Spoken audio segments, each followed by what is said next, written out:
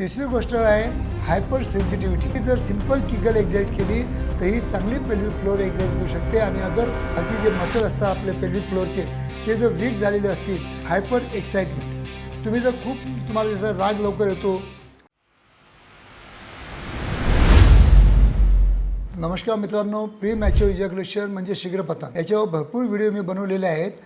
पण शीघ्रपतन का होतं आणि त्याच्यावर आपण घर बसल्या कसं कंट्रोल करू शकतो त्याच विषयावर आज मी तुम्हाला सायंटिफिक इन्फॉर्मेशन देण्यासाठी नक्कीच या व्हिडिओतून प्रयत्न करेन। मित्रांनो, खरोखर माझे जर मराठी व्हिडिओ तुम्हाला चांगले वाटत असतील, काही नॉलेज देत असतील तर नक्कीच माझ्या मराठी यूट्यूब चॅनलला जास्तीत जास्त लोकांनी सबस्क्राईब करावं आणि जास्तीत जास्त लोकांना शेअर पण करावं। तर मित्रांनो, आजचा जो आपला विषय आहे की early ejaculation, pre mature ejaculation किंवा शीघ्रपतन।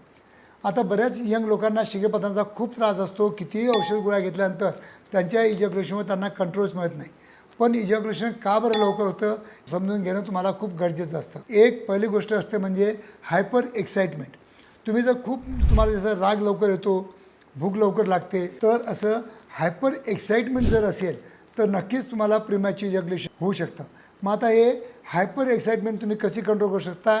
सिम्पली डीप ब्रीदिंग एक्सरसाइज करून तुम्ही हे हायपर एक्साइटमेंट नक्कीच कंट्रोल करू शकता। दुसरी गोष्ट आहे की प्री मॅच्युअर इजॅक्युलेशनचं जे मेन कारण आहे वीक पेल्विक फ्लोअर मसल।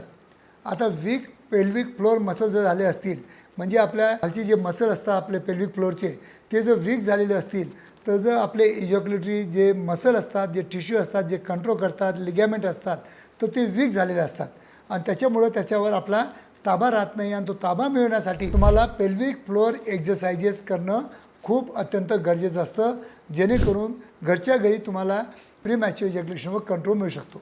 आणि त्यासाठी सिंपल तुम्हाला मी किगल एक्सरसाइज सांगत असतो की लघवीला जायचं, लघवीच्या फ्लोला 1 2 3 बोला स्टॉप करा, 1 2 3 बोला स्टॉप करा, अजून सोडा, 1 2 3 बोला स्टॉप करा, अजून सोडा। ही जर सिंपल किगल एक्सरसाइज केली तर ही चांगली पेल्विक फ्लोअर एक्सरसाइज देऊ शकते। आणि अदर फ्लोअरचे एक्सरसाइज तुम्हाला बघायचे असतील तर तुम्ही पेल्विक फ्लोअर एक्सरसाइजेस म्हणून टाकलं आपल्या यूट्यूबवर तर भरपूर एक्सरसाइजचे प्रकार तुम्हाला मिळू शकते। तिसरी गोष्ट आहे हायपर सेन्सिटिव्हिटी। आता काही लोकांना काय असतं की ग्लान्स पेनाची जी सेन्सिटिव्हिटी असते ती खूप जास्त झालेली असते आणि कितीही कंट्रोल केला, कितीही स्प्रे मारले तरी त्याची सेन्सिटिव्हिटी कमी होत नाही। कारण की ते त्यांची स्किन मागं पुढं करत नाहीत किंवाच त्यांना जो स्मेग्मा असतो ते कंट्रोल काढत नाहीत आणि त्याच्यामुळे त्यांची जे न्यूरॉन एंडिंग्स असतात ते खूप सेन्सिटिव्ह झालेले असतात। आणि त्यासाठी आमच्याकडे केव्हा आम्ही ॲडवाईस करतो ही सर्कमसिजन सर्जरी। हे स्टेपलर सर्जरी खूपच हायपर सेन्सिटिव्ह पेनिस असेल तर हे करणं अत्यंत गरजेचं असतं। ही सर्जरी केल्यानंतर within a span of 2-3 months आपल्याला प्री मॅच्युअर इजॅक्युलेशनवर चांगला ताबा किंवा कंट्रोल मिळू शकतो। तर 3 गोष्टी लक्षात ठेवा, hyper excitement, pelvic floor exercise आणि तिसरी गोष्ट हायपर सेन्सिटिव्ह पेनिस।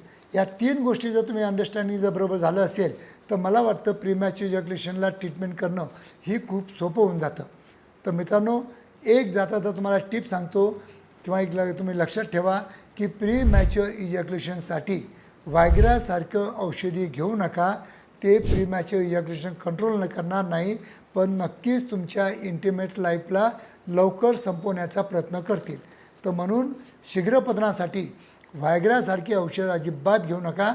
धन्यवाद मित्रांनो।